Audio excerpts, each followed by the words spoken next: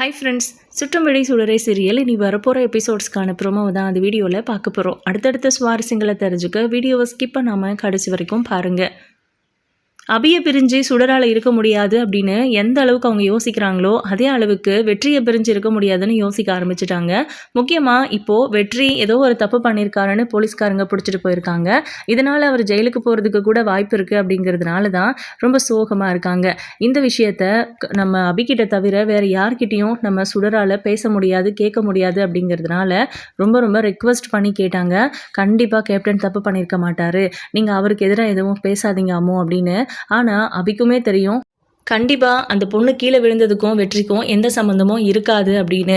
ஆனால் சுடர் ரொம்ப சோகமாகவே இருக்காங்க. அது எப்படி சரி பண்ணுறதுன்னு தெரியல.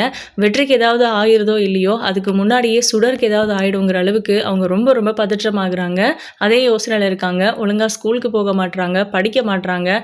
வெற்றி கூட பேச வேண்டாம்னு சொன்னதுலேருந்து நம்ம சுடர் படிப்பில் கான்சன்ட்ரேஷன் இல்லாமல் ரொம்ப லோவாக மார்க் எடுக்கிறதுன்னு நிறைய தப்பு நம்ம அபி சுடர்கிட்ட இது வரைக்கும் பார்த்திராத விஷயங்கள் எல்லாமே சுடர்கிட்ட அவங்க உணர்ந்தாங்க. அந்த அளவுக்கு சுடர் மாறிட்டாங்க. ஸோ வெற்றியோட அன்பு கிடைச்சா நம்ம சுடர் எதையும் சாதிக்கக்கூடிய இடத்துல போய் நிற்கிற மாதிரி அவ்வளோ நேசிக்க ஆரம்பிச்சிட்டாங்க வெற்றியை.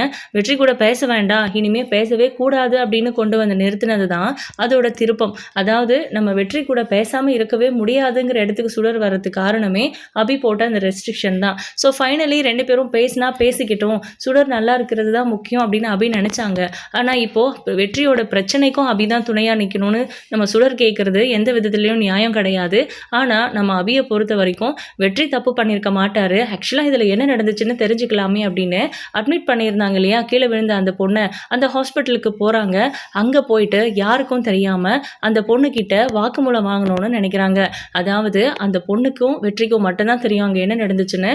வெற்றி சொல்கிறத கண்டிப்பாக போலீஸ்காரங்க நம்ப மாட்டாங்க. ஸோ அந்த பொண்ணு வாக்குமூலம் கொடுத்தாங்க அப்படின்னா கண்டிப்பாக பாதிக்கப்பட்ட பொண்ணே என்ன இவங்க தான் தள்ளிவிட்டாங்க, இல்லை இதுதான் நடந்துச்சு அப்படின்னு சொல்லிட்டாங்கன்னா வெற்றியை ஈஸியாக வெளியே கொண்டு வந்துடலாம் அப்படிங்கிறது அபியோட இன்டென்ஷன். இப்போது நம்ம வெற்றி விஷயத்தில் ஏதாவது ஒரு நல்லது பண்ணணும், வெற்றி வெளியே வரணும். அப்போ தான் நம்ம சுடரை நல்லபடியாக பார்த்துக்க முடியும். இல்லாட்டினா சுடருக்கு ஏதாவது ஆகிடுங்கிற அளவுக்கு யோசிச்சதுனால நேராக அந்த ஹாஸ்பிட்டலுக்கு போகிறாங்க. அந்த பொண்ணு அட்மிட் ஆகிருக்கிற அந்த ஐசியூ வார்டுக்கு வெளியே வெயிட் பண்ணிட்டு இருக்காங்க மாஸ்க் போட்டுக்கிட்டு. இந்த விஷயம் சுடர்கிட்ட கூட சொல்லாமல் தான் பண்ணிகிட்ருக்காங்க நம்ம அபி. அதே நேரம் இந்த மாதிரி ஒரு விஷயத்த வெற்றியோட இடத்துல யாராக இருந்தாலும் பண்ணியிருப்பாங்க அப்படிங்கிற மாதிரி தான் அபியோட இன்டென்ஷன். சுடருக்காக மட்டும் இல்லை, வெற்றி அந்த தப்பு பண்ணியிருக்க மாட்டாருன்னு அபிக்கு தோன்றதுனால நம்ம விஷயத்தில் தான் எதேதோ நடந்துருச்சு. ஆனால் வெற்றி விஷயத்தில் என்ன நடந்திருக்கும்னு நம்ம கெஸ் பண்ணதுக்கு அப்புறமும் கூட நம்ம இதில் எந்த ஸ்டெப்பும் எடுக்காமல் எப்படி இருக்க முடியுங்கிற மாதிரி. ஸோ அவங்களும் லாயருக்கு படிக்கணும்னு நினச்சிட்டு இருக்காங்க. இந்த மாதிரி விஷயங்கள் எல்லாம் அவங்களால ஏற்றுக்க முடியாது. இப்போ அங்கே உட்காந்துட்டு இருக்காங்க. அந்த பொண்ணை கல்யாணம் பண்ணிக்கிட்ட அந்த பையன் தான் பதறி அடிச்சுக்கிட்டாங்க. எல்லாத்தையும் பார்த்து பண்ணிகிட்ருக்காரு. மெடிசனுக்கு பணம் கொடுக்கறதா இருக்கட்டும், அந்த பொண்ணுக்கு வேணுங்கிறத பார்த்து பண்ணுறது எல்லாமே அந்த பையன் தான் பண்ணிகிட்ருக்காரு. முதல்ல அபிக்கு புரியலை, அதுக்கப்புறம் தான் அவங்க பேசிக்கிறத வச்சு தெரியுது. இப்போ அவரை கூப்பிட்டு நீங்கள் தான் அந்த பொண்ணை கல்யாணம் பண்ணியிருக்கீங்களா அப்படின்னு கேட்குறாங்க. நீங்கள் அப்படின்னு இல்லை, இந்த பொண்ணு மாடியிலேருந்து கீழே விழுந்தாங்கல்ல, அங்கே நானுமே இருந்தேன், நானும் ஒரு ஐ விட்னஸ் அப்படின்னு சொல்கிறாங்க. இப்போ அரெஸ்ட் பண்ணியிருக்காங்களே அவன் தானே என் ஒய்ஃபை கீழே தள்ளி விட்டது, அவனுக்கும் எங்களுக்கும் என்ன சம்மந்தம் இருக்குது, ஏன் அப்படி பண்ணணும், ஒருவேளை என் ஃபேமிலியில் இருக்கிறவங்களோ இல்லை என் ஒய்ஃபோட ஃபேமிலியில் இருக்கிறவங்களோ தான் இதை பண்ண சொல்லியிருக்கணும் அப்படிங்கிற மாதிரிலாம் சொல்லிட்டு இருக்காங்க. ஏன் என்னாச்சு, ஏன் அப்படி உங்கள் ஃபேமிலியில் இருக்கிறவங்க பண்ணணும் அப்படின்னு அபி கேட்குறாங்க. நீங்கள் எதுக்காக இதெல்லாம் கேட்குறீங்கன்னு தெரிஞ்சுக்கலாமா அப்படின்ட்டு. நான் அபிநயா, நான் லாயருக்கு படிச்சுக்கிட்டு இருக்கேன். ஒரு லாயர்கிட்ட, ஃபேமஸான லாயர்கிட்ட ஜூனியராக ஒர்க் பண்ணுறேன். ஸோ இந்த விஷயத்தில் அரெஸ்ட் ஆயிருக்கார்ல, அவர் எந்த தப்பும் பண்ணலைன்னு சொல்கிறாரு. அது சம்மந்தமாக விசாரிக்கிறதுக்காக தான் கேட்டுட்ருக்கேன். உங்களுக்கு தெரிஞ்ச விஷயங்களை சொல்லுங்கள் அப்படின்னு கேட்குறாங்க. மேடம், நானும் என் ஒய்ஃபும் லவ் பண்ணிட்டு இருந்தோம். எங்களுக்கு ஜாதி பிரச்சனை இருக்குது. எங்கள் ஃபேமிலியில் யாருமே ஒத்துக்கலை. இந்த கல்யாணத்தை எங்களுக்கு பண்ணி வைக்கக்கூடாதுன்னு நினச்சாங்க. யாருக்கும் தெரியாமல் நாங்கள் கல்யாணம் பண்ணி தலைமறைவாக இருந்தோம். அந்த நேரத்தில் தான் இவங்க என்னோட ஒய்ஃபை எங்கேயோ பார்த்துட்டு துரத்த ஆரம்பிச்சிருக்காங்க. அதுக்கப்புறம் என்ன நடந்துச்சுன்னே தெரியல. கண்டிப்பாக அரெஸ்ட் ஆகிருக்கிற ஆள் எங்கள் வீட்டு ஆளுங்க யாராவது சொல்லி தான் பண்ணியிருப்பாங்க அப்படிங்கிற மாதிரி சொல்கிறாங்க. சரி, ஓகே, உங்கள் ஒய்ஃப் கண் முடிச்சிட்டாங்களான்னு. காலையில் தான் கண் முடிச்சா, நல்லா இருக்கா. ஆனால் இப்போதைக்கு அவள் வாக்குமூலம் கொடுக்குற நிலைமையில் இருக்காளான்னு தெரியல. போலீஸ்காரங்களுக்கு தெரிஞ்சா வாக்குமூலம் வாங்குறோம் அப்படின்னு வந்துருவாங்கன்னு சொல்லி தான் நான் இன்னும் அவள் கண் முடிக்கலன்னே சொல்லி வச்சிருக்கிறேன் அப்படின்னு சொல்கிறாங்க. என்ன அலோவ் பண்ணுறீங்களா, இதனால் கண்டிப்பாக அந்த பொண்ணுக்கு எதுவும் ஆகாது அப்படின்னு சொல்லி அபி வாக்கு கொடுக்குறாங்க. சரி, ஓகே அப்படின்னு அபி உள்ளே போகிறாங்க. அவங்க கண் முடிச்சிருக்காங்கன்னு தெரிஞ்சதுக்கப்புறம் நம்ம அபியோட முகம் கொஞ்சம் அவங்களுக்கு ஞாபகம் இருக்குது. ஏன்னா ஹாஸ்பிட்டலுக்கு அவங்கள அட்மிட் பண்ணணும், உடனே கூட்டிகிட்டு போகணும் அப்படின்னு எல்லா அரேஞ்ச்மெண்ட்ஸும் பண்ணது அபி தான். ஒரு வேளை அபி மட்டும் அங்கே ஸ்டெப் எடுக்காமல் இருந்திருந்தாங்கன்னா கண்டிப்பாக அந்த பொண்ணு இறந்து போயிருப்பாங்க ஸ்பாட்லேயே. இது வந்து அந்த பொண்ணுக்கு புரிஞ்சு அபியோட முகமாக அவங்களுக்கு ஞாபகம் வருது. ஆமாம், மேலே என்ன நடந்துச்சுன்னு உங்களால் சொல்ல முடியுமா அப்படின்னு ஃபோனில் ரெக்கார்ட் பண்ணுறாங்க. ஆக்சுவலாக யார் அரெஸ்ட் ஆயிருக்காங்க என்னன்னு அந்த பொண்ணுக்கு எதுவுமே தெரியாது. அதுக்கப்புறம் ஃபோட்டோவை காமிச்சு இவர் தான் உங்களை கீழே தள்ளி விட்டாரா அப்படின்னு கேட்குறாங்க. இல்லை, இவர் தள்ளி விடலைன்னு, இவர் தான் உங்களை கீழே தள்ளி விட்டாருன்னு சொல்லி கைது பண்ணியிருக்காங்க. இவர் இப்போ லாக்கப்பில் இருக்காரு, இவர் தான் குற்றவாளின்னு சொல்லி கண்டிப்பாக இப்போ கோர்ட்டில் ப்ரொடியூஸ் பண்ண போகிறாங்க அப்படின்லாம் சொல்கிறாங்க. இல்லை மேடம், இல்லை, இவர் என்ன தள்ளி விடலை. ஆக்சுவலாக நானே ஸ்லிப்பாகி தான் விழுந்தேன். ஆனால் அதுக்கு காரணம் இவர் கிடையாது, என்னோட சித்தப்பா தான். அவர் என்னை துரத்திட்டு வந்துட்டு இருந்தார். நான் இவர் ரோட்டில் நின்றுட்டு இருக்கும்போது இவர்கிட்ட ஹெல்ப் கேட்டேன் அப்படின்னு நடந்த விஷயங்கள் எல்லாத்தையுமே தெளிவாக சொல்கிறாங்க. அதுக்கப்புறம் தான் அபிக்கு ரொம்ப சந்தோஷமாக இருக்குது. ஒரு வழியாக இந்த பொண்ணு வாக்குமூலம் கொடுத்துட்டாங்கன்னு. இதை நான் போய் போலீஸ்கிட்ட ஒப்படைக்க போகிறேன். கண்டிப்பாக போலீஸ்காரங்க கிட்ட விசாரிப்பாங்க. இவர் வந்து வெற்றி, இவரோட பேர். இவர் உங்களை தள்ளி விடலைல்ல, கன்ஃபார்ம் தானே, நீங்கள் தெளிவாக தானே இருக்கீங்க அப்படின்னு திரும்பவும் கேட்குறாங்க. ஆமான்னு சொல்கிறாங்க. அதுக்கப்புறம் அந்த பையன்கிட்டையும் பேசிட்டு ரொம்ப தேங்க்ஸ்ன்னு சொல்லிட்டு கிளம்புறாங்க. மேடம் அப்படின்னு சொல்லி அந்த பொண்ணு கூப்பிடுறாங்க. நீங்கள் தானே போலீஸ் கேஸ் ஆனால் பெரிய பிரச்சனையாகும் அப்படின்னு கூட யோசிக்காமல் அங்கே இருந்தவங்க எல்லாம் நமக்கு என்ன போச்சுன்னு நின்றுருந்தாலும் என்னோட உயிரை காப்பாற்றணும்னு நீங்கள் தானே என்ன ஆம்புலன்ஸில் கூட்டிகிட்டு வந்தீங்க அப்படின்னு அபியை பார்த்து கேட்குறாங்க. ஆமாம் அப்படின்னு தலையாடுறாங்க.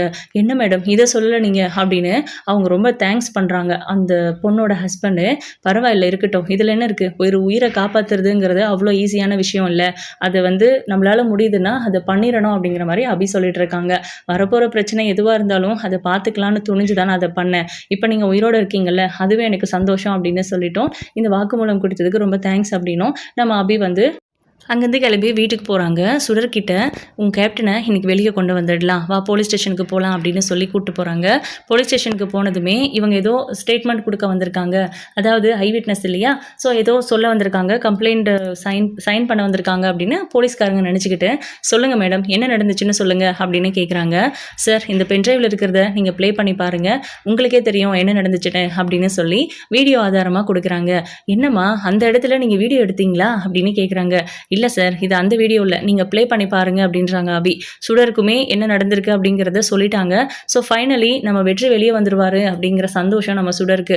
வெற்றிக்கு ஆச்சரியமாக இருக்குது, அபியா இதை பண்ணிகிட்ருக்கா அப்படிங்கிற மாதிரி. இப்போது போலீஸ்காரங்க அந்த வீடியோவை ப்ளே பண்ணி பார்க்குறாங்க. அந்த பொண்ணு வாக்குமூலம் கொடுத்துருக்காங்க. அவங்க வந்து வெற்றி குற்றவாளி கிடையாது, எல்லாத்துக்கும் காரணம் என் சித்தப்பா தான் அப்படின்லாம் சொல்லிட்டு இப்போது அபியே வந்து அவங்க எல்லாருக்கிட்டையும் இன்ஃபார்ம் பண்ணியிருக்காங்க.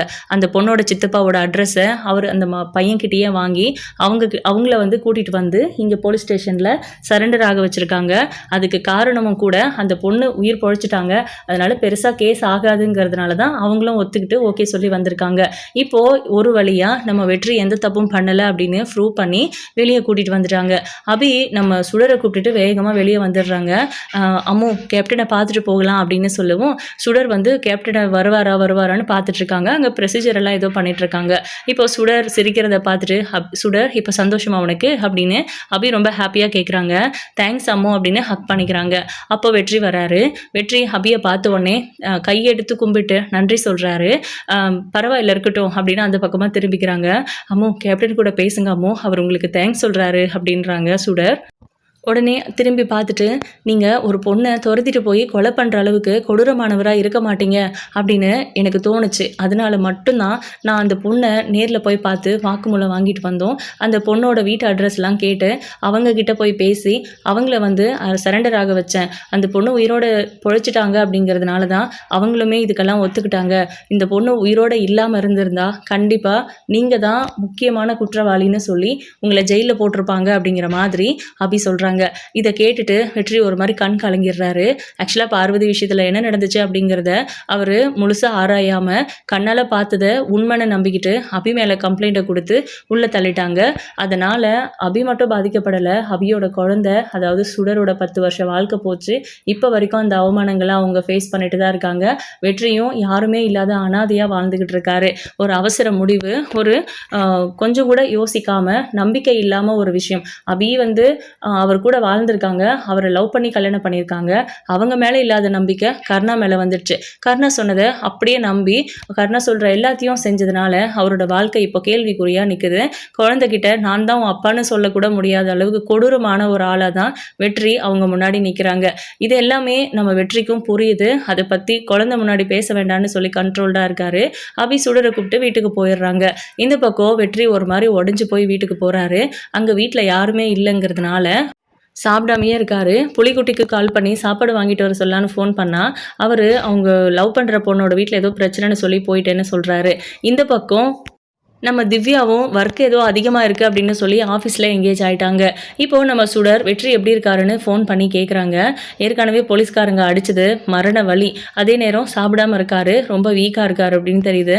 கேப்டனை போய் பார்த்துட்டு வந்துட்டுமா அம்மோ அப்படின்னு சுடர் அபிகிட்ட கேட்கும்போது அபி கோவப்படுறாங்க. ஃபஸ்ட்டு என்ன சுடர் இதெல்லாம், அதான் அவங்க வீட்டில் அவ்வளோ பேர் இருப்பாங்கல்ல பார்த்துப்பாங்கன்னு, அவங்க எல்லாரும் டூர் போயிருக்காங்க. நான் தான் சொன்னனே அம்மோ மகேஷ் லீவில் இருக்கான் 5 டேஸ்னு, அவங்க யாருமே இல்லை அங்கே. யாருமே இல்லாமல் புலிக்குட்டி அங்கிளும் வெளியில் எங்கேயோ போயிருக்கிறதுனால கேப்டன் தனியாக இருக்கார், சாப்பிடாம அவருக்கு உடம்பெல்லாம் காயமாக இருக்குது அப்படிங்கிற மாதிரிலாம் சொல்லிட்டு இருக்காங்க. அதுக்காக நாம் என்ன பண்ண முடியும் அப்படின்னு கோவப்படுறாங்க நம்ம அபி. அப்போ பார்த்து பிரபாகரன் வராரு. வாங்க சார் அப்படின்னு சொல்லி பேசுகிறாங்க. சுடர் நீ உள்ளே போ, சாருக்கு தண்ணி எடுத்துகிட்டு வா அப்படின்னு சொல்லவும் ஓகே அப்படின்ட்டு சுடர் உள்ளே போகிறாங்க. அந்த நேரத்தில் சொல்லுங்கள் சார் அப்படின்னு, இந்த கேஸில் எங்கிட்ட முக்கியமான ஒரு தடையும் கிடச்சிருக்கு அப்படின்றாங்க. என்னது அது அப்படின்னு கேட்குறாங்க. பார்வதி இறந்தாங்கல்ல, அவங்களோட போஸ்ட்மார்ட்டம் ரிப்போர்ட் கிடைக்குமா அப்படின்னு நான் கொஞ்ச நாளாகவே சர்ச் பண்ணிட்டு இருந்தேன். அது என்கிட்ட இப்போ கிடச்சிருக்கு, பட் ஒரிஜினல் கிடையாது. என்கிட்ட ஒரு ஃபார்ம், அவங்க டூப்ளிகேட் ஃபார்ம் மட்டும் கொடுத்துருக்காங்க அப்படின்றாங்க. அதில் என்ன இருக்குது அப்படின்னு, நீங்கள் நினைக்கிற மாதிரி நீங்கள் கத்தியால் குத்துனதுனால தான் அவங்க இறந்துருக்காங்க அப்படின்னு இந்த ரிப்போர்ட்டில் இல்லை அப்படின்றாங்க. நான் கத்தியால் குத்தவே இல்லை அப்படின்றாங்க அபி. பட் இப்போ கோர்ட்டில் அப்படி தானே சொல்லியிருக்காங்க, நீங்கள் கத்தியால் குத்தி தான் அவங்க இறந்துருக்காங்க அப்படின்னு போஸ்ட்மார்ட்டம் ரிப்போர்ட் கொடுத்துருக்காங்க. பட் அந்த ரிப்போர்ட்டே போய் உண்மையான ரிப்போர்ட் என்னென்னா அவங்க பாய்சன் சாப்பிட்டதுனால இறந்துருக்காங்க. நீங்கள் கத்தியால் குத்துறதுக்கு முன்னாடியே, ஒருவேளை நீங்கள் கத்தியால் குத்தி இருந்தாலும் அதுக்கு முன்னாடியே அவங்க இறந்துருக்காங்க அப்படிங்கிறது தான் ரிப்போர்ட் அப்படின்னு சொல்கிறாங்க. இது எப்படி உங்ககிட்ட கிடைச்சிச்சுன்னு, அதான் சொன்னனே நான் இது சம்மந்தமாக நிறைய தேடிக்கிட்டு இருந்தேன். எனக்கு ஒரு ஐடியா வந்துச்சு, அதை ஃபாலோ பண்ணி நான் இதை வாங்கிட்டு வந்திருக்கேன். பட் நம்மக்கிட்ட ஒரிஜினல் கிடையாது, ஆனால் இதுதான் விஷயம் அப்படிங்கிற மாதிரி சொல்கிறாங்க. ஆனால் இந்த ஆதாரம் போதும் உங்களோட பரோலில் இருக்கிற உங்களை பர்மனெண்ட்டாக வெளியவே இருக்க வைக்கிறதுக்கு. இந்த கேஸில் நீங்கள் எந்த தப்பும் பண்ணலைன்னு இது பெரிய ஆதாரம் தான் அப்படிங்கிற மாதிரி சொல்கிறாங்க. ஆனால் நீங்களே விஷம் கொடுத்துருக்கலாம் அப்படின்னு கோர்ட்டில் யாராவது வாதாடுறாங்க, ஆப்போசிட் சைடில் இருக்கிறவங்க வாதாடுறாங்கன்னா நம்மக்கிட்ட எந்த எவிடன்ஸும் இல்லை அப்படிங்கிற மாதிரி. ஆனால் இதை வெற்றி கிட்ட சொன்னால் கண்டிப்பாக வெற்றி யோசிப்பாருன்னு எனக்கு தோணுதுன்றாங்க. அதெல்லாம் ஒன்றும் வேண்டாம் அப்படின்றாங்க அபி. கண்டிப்பாக வெற்றி கிட்டே இதை கொடுக்கணும். வெற்றி மட்டும்தான் அந்த வீட்டில் இருந்து நமக்கு ஏதாவது தடயம் கிடைக்குமா, நமக்கு ஏதாவது ஆதாயம் இருக்கா இந்த கேஸில், அவங்கள சுற்றி இருக்கா அப்படிங்கிறதெல்லாம் கண்டுபிடிச்சி சொல்கிறதுக்கு ஒரே ஆள். திவ்யாவும் என்கிட்ட பேசுறதில்ல, ஸோ வெற்றியை தான் நம்ம நம்பி ஆகணும், வெற்றியை பார்க்கலாம் அப்படின்றாங்க. ஆமாம், அந்த கேஸ்லேருந்து அவர் வெளியே வந்துட்டாருல்ல, என்கிட்ட சொன்னீங்களே அப்படின்னு, அதெல்லாம் சரியாயிடுச்சு. அவர் வீட்டில் தான் இருக்காரு, சுடனும் அவரை பார்க்க போகணும்னு பேசிட்டு இருந்தானே. சிம்பிள், அவரை பார்க்க போகிறதா போகலாம், அங்கே போயிட்டு நான் வெற்றி கிட்ட பேசுகிறேன், நீங்கள் இதை பற்றி பேச வேண்டாம் அப்படின்னு. சரி ஓகே அப்படின்னு இப்போ இவங்க 3 பேரும் கிளம்பும் போது நம்ம சுடர் பயங்கர சந்தோஷமாக இருக்காங்க. கேப்டனுக்கு மருந்து தேய்ச்சி விடணும், அவருக்கு சாப்பிட ஏதாவது கொடுக்கணும் அப்படிங்கிற மாதிரிலாம். அதனால் அபிக்கே தெரியாமல் அபி சமைச்சதுலேருந்து ஒரு பாக்ஸில் பேக் பண்ணி எடுத்துக்கிட்டு பேக்கில் வச்சுருக்காங்க. இப்போ பார்த்தீங்கன்னா இவங்க 3 பேரும் அங்கே போகும்போது ஏற்கனவே நம்ம சண்முகம் வேறு அங்கே நின்றுட்டுருக்காரு. இங்கே என்னென்ன பண்ணுறீங்க அப்படின்னு அபி கேட்குறாங்க. இல்லை கர்ணா சாரை பார்க்க வந்தேன், அவர் இங்கே இல்லைன்னு தெரிஞ்சதும் வெயிட் பண்ணிட்டுருக்கேன், வீட்டில் வேறு யாராவது இருக்காங்களான்னு, அவங்க தங்கச்சி அனுப்புகிறதா சொல்லியிருக்காங்க அப்படின்ற மாதிரி. அதாவது ஆஃபீஸில் இருக்கிற திவ்யா வரப்போகிறாங்க, ஏதோ முக்கியமான ஆஃபீஸ் சம்மந்தப்பட்ட ஃபைலு டாக்குமெண்ட்லாம் நம்ம கர்ணா கிட்ட கொடுக்கறதுக்காக சண்முகம் வந்திருக்காரு. அதை நம்ம திவ்யா கிட்ட கொடுக்க சொல்லியிருக்காங்க. ஸோ திவ்யா வந்துகிட்டு இருக்காங்கங்கிற மாதிரி சொல்கிறாங்க. அதனால இவங்களும் கொஞ்ச நேரம் வெளியே வெயிட் பண்ணுறாங்க. நீங்கள் எதுக்கு இங்கே வந்திருக்கிறீங்க அப்படின்னு கேட்கும்போது, என் கேஸ் சம்மந்தமாக வெற்றி கிட்ட ஏதோ பேசணும் அப்படின்னு இவர் கேட்டார், அதனால தான் அப்படின்றாங்க. ஓ அப்படியா, சரி ஓகே அப்படின்ட்டு இப்போது திவ்யா வரல அப்படிங்கிறதுனால உள்ளே போய் வெயிட் பண்ணிட்டு இருக்காங்க. அப்போ தான் திவ்யா வராங்க. திவ்யா வந்த உடனேயும் அவங்களுக்கு காஃபி எடுத்துகிட்டு வரவா அப்படின்னு கேட்டுட்ருக்காங்க. அதெல்லாம் ஒன்றும் வேண்டாம் அப்படின்ட்டு. அபி வெற்றியோட ஒய்ஃப் அப்படிங்கிறது இது வரைக்கும் தெரியாமல் இருந்துச்சு, இப்போ தான் அவங்களுக்கு கன்ஃபார்ம் ஆச்சு. அதனால் ஏற்கனவே அவங்க வாங்கின அந்த 500 அமௌண்ட்டை திவ்யா கிட்ட கொடுக்குறாங்க. சரி ஓகேன்னா அவங்களும் வாங்கிக்கிறாங்க. அபியை மோன் கொடுத்து கூட ஃபேஸ் பண்ணி பேசுறதில்ல நம்ம திவ்யா. இப்போ நம்ம வெற்றியை பார்த்து பேசிட்டு வந்துடுறேன் அப்படின்னு நம்ம பிரபாகரன் மேலே போறாரு. அந்த ரிப்போர்ட்டை வெற்றி கிட்ட கொடுத்து இதுதான் நடந்துச்சு, இதுதான் இங்கே பாருங்க அப்படின்னு சொல்லி கொடுத்தா அவர் பயங்கர அதிர்ச்சி ஆகுறாரு.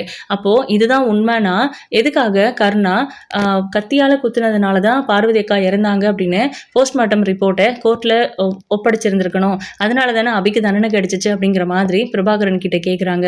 அதெல்லாம் நீங்கள் தான் அலசி ஆராயணும். அபி தப்பு பண்ணலைங்கிறத நான் நம்புகிறேன். அதே நம்பிக்கை உங்களுக்கும் இருந்துச்சு அப்படின்னா கண்டிப்பாக நீங்கள் தான் இதில் யார் குற்றவாளின்னு கண்டுபிடிக்கணும். எங்களோட டவுட் ஒரு பக்கம் இருந்தாலும் நீங்கள் உண்மையை கண்டுபிடிச்சா மட்டும்தான் இதுக்கு தீர்வு கிடைக்கும். யாராவது ஏதாவது சொன்னாங்கன்னா கூட என்னைக்காவது ஒரு நாள் உங்களுக்கே சந்தேகம் வரும். உங்கள் வைஃப் விஷயத்தில் நீங்கள் ரொம்ப அவசரப்பட்டுட்டீங்கன்னு தான் நான் சொல்வேன். நீங்கள் ஒரு பொண்ணை கொலை பண்ணுற அளவுக்கு அவ்வளோ கொடூரமானவர் இல்லைன்னு சொல்லி அபியே முன் வந்து நீங்கள் ஹெல்ப் கேட்கறதுக்கு முன்னாடியே உங்களை ஜெயிலுக்கு போயிடக்கூடாதுன்னு லாக்கப்லேருந்து காப்பாற்றி கூட்டிகிட்டு வந்திருக்காங்க. அந்த மாதிரி ஒரு பொண்ணு நீங்கள் தெய்வமாக நினைக்கிற ஒருத்தவங்களை கொலை பண்ணுவாங்கன்னு நினைக்கிறீங்களா? ஃபஸ்ட்டு அவங்களுக்கு என்ன இன்டென்ஷன் இருக்குது? காசு பணத்துக்கு ஆசைப்படுறவங்களா அபி? அது கூட நீங்கள் யோசிக்க மாட்டீங்களா வெற்றி அப்படின்லாம் பிரபாகரன் வெற்றியோட புத்திக்கு உரைக்கிற மாதிரி எடுத்து சொல்லிக்கிட்டு இருக்காரு. அதுக்கப்புறம் அந்த ரிப்போர்ட்டையும் பார்க்குறாரு. ஸோ கண்டிப்பாக வேற எது தான் நடந்திருக்கு, அபி பண்ணலைங்கிறது மட்டும் நம்ம வெற்றி வந்து கண்டுபிடிச்சிட்டாரு, ஒத்துக்கவும் செய்கிறாரு. அங்கே யார் இருக்காங்க என்னன்றது எதையுமே யோசிக்காம வேகமாக வந்து நம்ம அபி நின்றுட்டு இருக்காங்க. அவங்க காலில் விழுந்து மன்னிப்பு கேட்குறாங்க. என்னை மன்னிச்சிடு அபி, என்னை மன்னிச்சிடுடி அப்படின்னு சொல்லிட்டு அழுகுறாரு. அதுக்கப்புறம் தான் சுடரு, நம்ம சண்முகம், மற்றவங்கெல்லாம் இருக்கிறதெல்லாம் பார்த்துட்டு எந்திரிச்சு நிற்கிறாரு. இப்போ எதுக்கு என்கிட்ட மன்னிப்பு கேட்குறீங்க அப்படின்னு சொல்லிட்டு சுடருக்கு ஒன்றுமே புரியல முதல்ல. அதுக்கப்புறம் என்னம்மாமா இது, ஏன் கேப்டன் இந்த மாதிரி அழுகுறாரு, அம்மு காலில் விழுந்து மன்னிப்பு கேட்குறாரு அப்படின்லாம் சொல்லிட்டு நம்ம சுடர் வந்து சண்முகம் கிட்ட கேட்குறாங்க. கொஞ்சம் இருடா, நான் அப்புறம் சொல்கிறேன் அப்படின்னு சொல்லிட்டு, நீ தான் கொலை பண்ணியிருப்பேன்னு நம்பி நான் உன் மேலே அவ்வளோ பெரிய பழியை சுமத்திட்டேன். கண்ணால் பார்க்குறதெல்லாம் உண்மை இல்லைன்னு சொல்லுவாங்க. நான் கண்ணால் பார்த்ததை மட்டும் நம்பிக்கிட்டு, அதுவும் நீ கத்தியால் குத்துறதை பார்க்கல, எடுக்கிறத தான் பார்த்தேன். எனக்கு இப்போ தான் புரியுது, கண்டிப்பாக நான் உன்னை நம்பி இருந்திருக்கணும். நான் உனக்கு துரோகம் பண்ணிட்டேன், நான் தான் சரியில்லை, நான் தான் தப்பு, என்னால் தான் இப்போ நீயும் சுடரும் கஷ்டப்பட்டுட்டு இருக்கீங்க அப்படின்லாம் ஏதேதோ சொல்லி அவர் பாட்டுக்கு புலம்பிக்கிட்டு இருக்காரு. 10 வருஷமாக அப்பாவோட பாசம் கிடைக்காம அந்த குழந்தை ஜெயிலில் என்னெல்லாம் பாடுபட்டுச்சு அப்படிங்கிறத நினச்சாலோ இல்லை அவள் சொல்லும்போது கேட்டாலோ எனக்கு ரொம்ப மனசு வலிக்குது. என்னை ஒரு தகப்பனாக நான் வாழ்க்கையில் தோத்துட்டேன். எனக்குன்னு அந்த கடவுள் கொடுத்த ஒரு 2 உயிர், நீயும் அவ்வளோ மட்டும்தான். ஆனால் உங்கள் 2 பேரையுமே பொக்கிஷமாக பார்த்துக்க வேண்டிய நானே உங்களை இந்த மாதிரி குப்பையில் போட்டுட்டனே, இவ்வளோ கஷ்டப்படுத்திட்டனே அப்படின்லாம் சொல்லிட்டு ஓனு கதறி கதறி அழுதுட்டுருக்காரு. ஸோ இது எல்லாம் பேசும்போது சுடருக்கு புரியாமல் இருக்காதுல்ல. அவங்க 10 வயசு பொண்ணு, கண்டிப்பாக அவங்களுக்கு இவங்க என்ன பேசுகிறாங்க அப்படிங்கிறது புரியுது. அவர் தான் அப்பா அப்படிங்கிறதும் நம்ம சுடருக்கு தெரிஞ்சிருச்சு. சுடர் வந்து வெற்றியை அப்பாவா ஏற்றுக்கல அப்படின்னாலும் அவர் வந்து இந்த மாதிரி எல்லாம் பேசி அவர் தப்பை உணர்ந்துட்டாரு அப்படிங்கிற மாதிரியான ஒரு ஸ்டோரி வர்றதுனால நம்ம சுடர் கொஞ்ச நாள் விலகி இருந்தாலும் அதுக்கப்புறம் கொஞ்சம் கொஞ்சமாக புரிஞ்சுக்கிட்டு மறுபடியும் பழைய மாதிரி பேசுவாங்கன்னு நான் நினைக்கிறேன். அதே நேரம் அபி என்ன முடிவு எடுப்பாங்கன்னு தெரியல. வெற்றியை ஏற்றுக்கிற அளவுக்கெல்லாம் அபி கண்டிப்பாக போக மாட்டாங்க. பிரபாகரன் தான் வந்து ஒரு ஐடியா கொடுத்தாரு. கண்டிப்பாக நீங்கள் இங்கே தான் இருக்கணும், இந்த விஷயம் எல்லாம் உங்களுக்கு தெரிஞ்சதாவே யார்கிட்டையும் காமிச்சிக்க கூடாது அப்படிங்கிற சொல்ல அபி நம்ம திவ்யா வராங்க. ஐயோ இவங்களுக்கு தெரிஞ்சிருச்சு அப்படிங்கிற மாதிரி யோசிச்சுட்டு எல்லாரும் திருன்னு முழிச்சிட்டு இருக்காங்க. அப்போ வந்து திவ்யா சொல்கிறாங்க, இல்லை நீங்கள் பேசிகிட்டு இருந்ததெல்லாம் நானும் கேட்டேன், எனக்கும் புரியுது இந்த விஷயம். இதில் நான் உங்களுக்கு சப்போர்ட் பண்ணுறேன். கண்டிப்பாக வெற்றியும் அபியும் சேர்ந்து வாழ போகிறாங்க அப்படின்னா அதுக்காக நான் என்னனாலும் செய்கிறேன். அபி எந்த தப்பும் பண்ணியிருக்க மாட்டாங்க அப்படிங்கிறத நீங்கள் சொன்னதுக்கப்புறம் கூட நான் நம்பலைனா எப்படி? கண்டிப்பாக வேறு ஏதோ நடந்திருக்கு. கருணாண்ணனும் சரி வெற்றியும் சரி அது தப்பாக புரிஞ்சுக்கிட்டு அபி தான் பண்ணியிருப்பாங்கன்னு நம்பிக்கிட்டாங்க. இதுதான் நடந்த விஷயமே. ஸோ கண்டிப்பாக இதில் யார் உண்மையான குற்றவாளின்னு வெற்றி கண்டுபிடிப்பான், நான் கூட இருந்து ஹெல்ப் பண்ணுவேன் அப்படிங்கிற மாதிரி சொல்கிறாங்க. ஸோ ஃபைனலி இவங்க எல்லாரும் ஒரு டீம் ஆயிட்டாங்க. கர்ணா, ஸ்வேதா, அப்புறம் அவங்க அம்மா, அவங்க 3 பேரும் ஒரு டீம் ஆயிட்டாங்க. கண்டிப்பாக நம்ம கர்ணா தான் இந்த கொலையை பண்ணியிருக்காருங்கிறத வெற்றி கர்ணா கூட இருந்தே அலசி ஆராய்ஞ்சு எப்படியாவது கண்டுபிடிச்சு அபியை முழுசாக அவங்கள வெளியே கொண்டு வர்றதா இருக்கட்டும், கர்ணாவை உள்ளே அனுப்புறதா இருக்கட்டும், கண்டிப்பாக வெற்றி தான் பண்ண போகிறாரு. உங்களோட கருத்துக்களை கமெண்ட் பாக்ஸில் மறக்காமல் சொல்லிடுங்க. இந்த வீடியோ உங்களுக்கு பிடிச்சிருந்தது அப்படின்னா லைக் பண்ணுங்கள், ஷேர் பண்ணுங்கள். தேங்க்யூ.